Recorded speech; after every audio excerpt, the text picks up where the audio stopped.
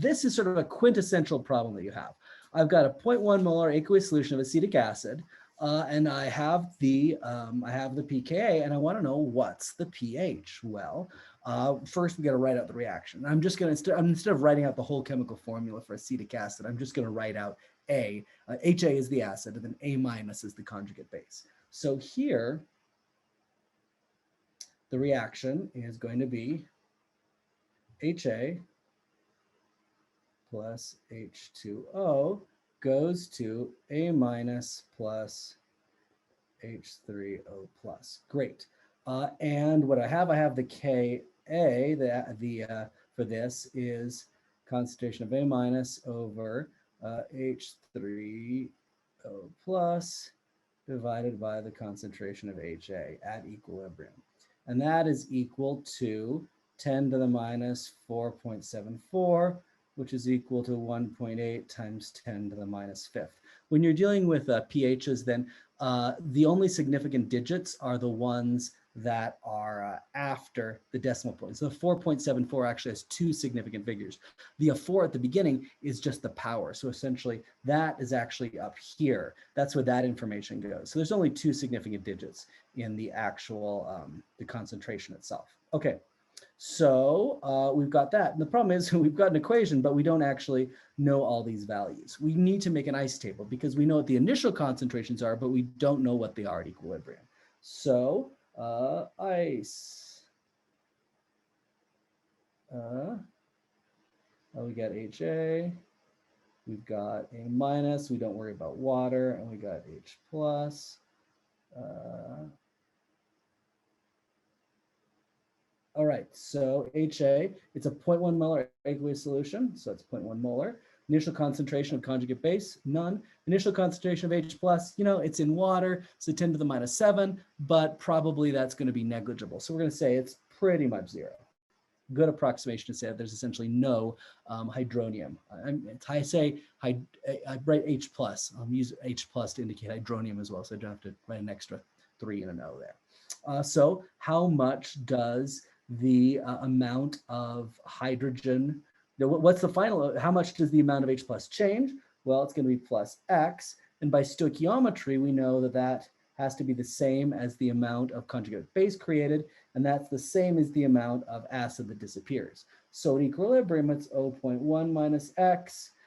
Concentration of conjugate base is X. And concentration of H plus is X as well. And so that gives us the equation 1.8 times 10 to the minus 3 equals X times X over 0.1 minus X, which you could just write as X squared over 0.1 minus X. Now this is pretty clearly a quadratic equation. So let's do it both ways just to see what we can do. So writing this out as a quadratic equation, we get X squared plus 1.8 times 10 to the minus fifth. And this is why these are kind of annoying, because you've got, you know, these small numbers as coefficients of the X.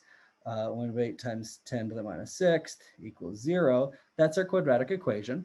And so if we plug that in, we get X equals 0.00133 and X equals minus 0.00135.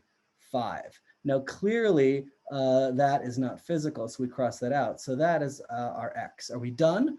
Well, check. You know, what is X? Well, X is the concentration of H plus at equilibrium. So cool, yes. So we have that concentration of H plus is 0.00133, and so the pH is minus log 10 of 0.00133, which is 2.88, a pH of 2.88. Relatively low. It's like, it's not as acidic as stomach acid, maybe as strong orange juice, so moderately acidic. Okay, so let's try something else. So if we look at this, we can say, well, I bet X, that's a concentration of H plus. This is a weak acid, it's probably pretty low. So let me assume that 0.1 minus X is about equal to 0.1. It doesn't really change it all that much.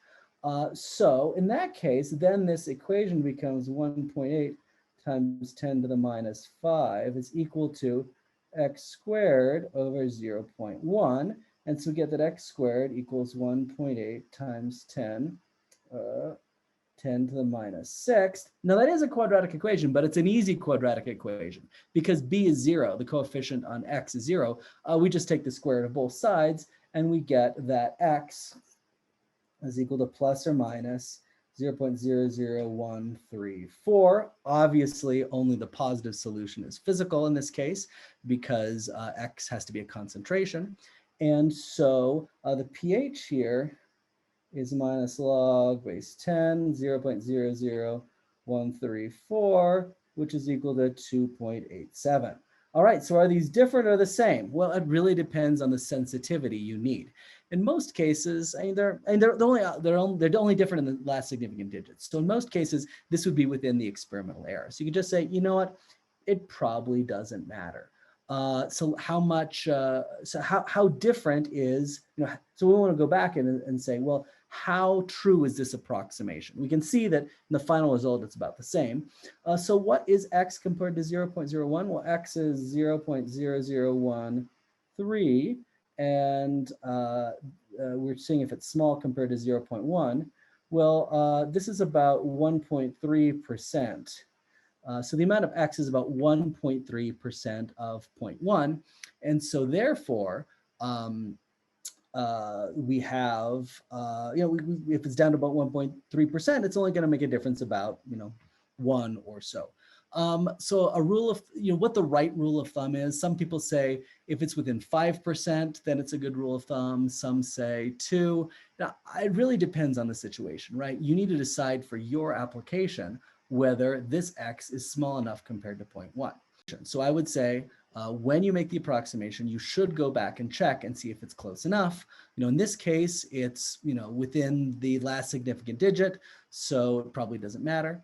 And so I think that generally that's what you do, is you check the data and see how small an approximation is allowable in this situation. How many significant digits do you do? In this case, it's 1%, 0.3% error. It's only an error in the last significant digit by 1. So yeah, it really depends on the situation.